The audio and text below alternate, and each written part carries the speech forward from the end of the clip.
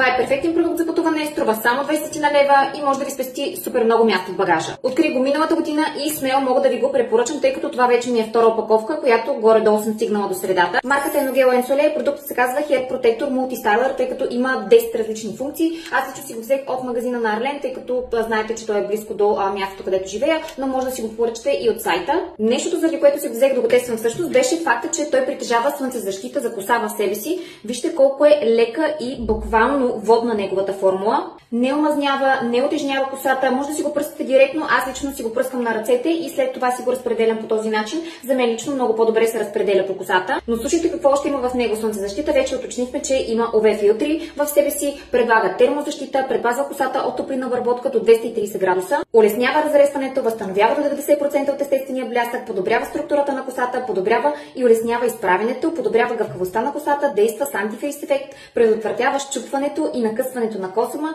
и предпазва цвета от избледняване. С всички изброени неща този продукт наистина е подходящ за всеки тип коса, както за боядисана, така и за естествен. Както ви казах, не омазнява и не отежнява косата, тъй като в себе си той не съдържа абсолютно никакъв мазен филм. Оставя косата наистина мекичка на допир и наистина бих казала, че това е продукт, без който аз не пътувам, особено лятото. Ето така изглежда, ако искате да си направите скриншот, но отново казвам, може да го намерите в сайта и магазините на Арлен и цената му е крупните 20 няколко лева. Термозащитата, мисля, че вече сме обсъждали хиляди пъти, че е абсолютно задължителна, но косата също има нужда от хидратация и много важно, косата също има нужда от слънцезащита.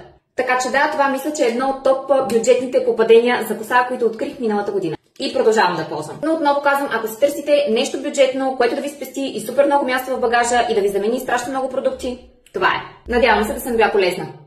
Чао!